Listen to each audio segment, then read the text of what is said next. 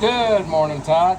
All right, here is your 636 sitting on my 48, looking pretty. Test run shows it wearing real well, nice and dry down there. All right, let's fire it up.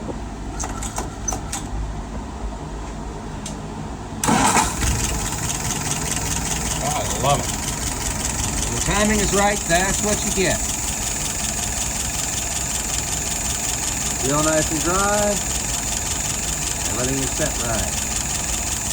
All right, let's go ahead and look at some numbers in just a sec.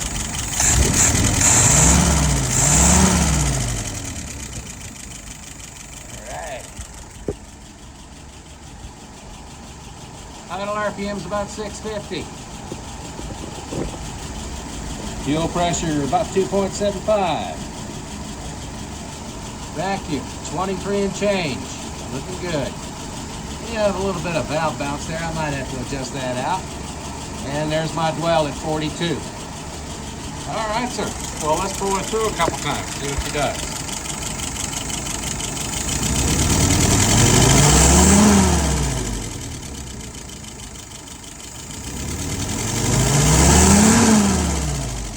All right. Well, it looks like everything is set right.